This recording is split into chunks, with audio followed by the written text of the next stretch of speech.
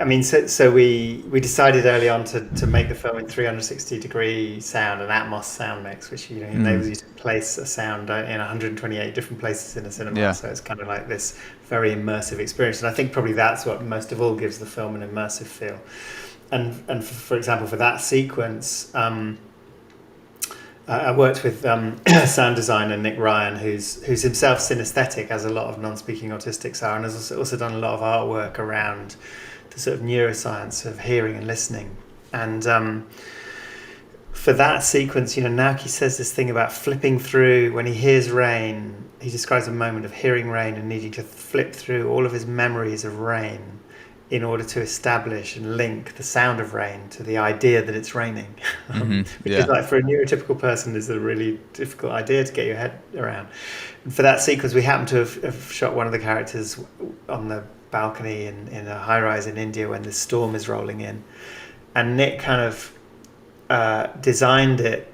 We used the 360 sound of that rain, and also whenever we were on the shoot and it rained, we just kind of recorded as much possible rain as possible, so that sequence first of all includes the 360 from that moment, but Hmm. also the resonances of other rain, and then Nick kind of layered on top of that sounds that weren't rain but sound like rain, the crinkling of paper, or the dropping of drawing pins on a Hmm. table, and I think the effect of that on an audience is to be watching something and what you're hearing is not quite what you're seeing, but is kind of triggering associations. And so maybe it puts people into a place where they're sort of seeing something, not just maybe as the neurotypical way we'd filter it, sound of rain, that's rain, those two things go together, but Hmm. instead links it to the memories of other things and other moments. Yeah, for me when I was watching it, I I heard the rain, and then when it started to get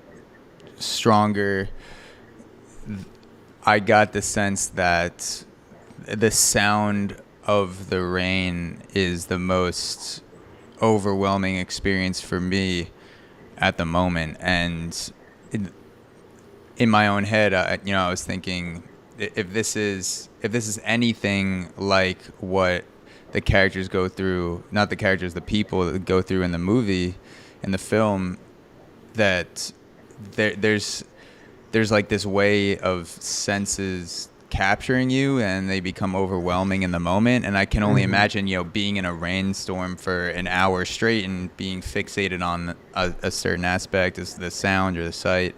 And I feel like that scene gave me at least a small peek into how senses can be, beautiful and also disturbing or overwhelming at the same Mm-hmm. time, depending on where you're at.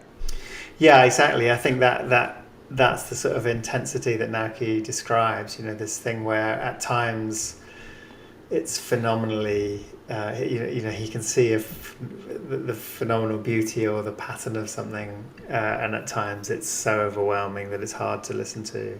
Um, One of the I filmed with some people that aren't in the film, but one of the things that he found really hard was air dryers in toilets. That sudden sound where there's this intense boom, and it would be incredibly sort of disturbing, frightening, anxious Hmm. making for him. Partly, I think, because it was unexpected. Like, you didn't know when someone was going to. If you're in a public toilet and a washroom, and someone kind of triggered the air dryer, the hand dryer, Hmm. you had no kind of control over when that incredibly disruptive sound would Hmm. happen. So yeah, I think it's both enormously beautiful and potentially enormously anxiety making.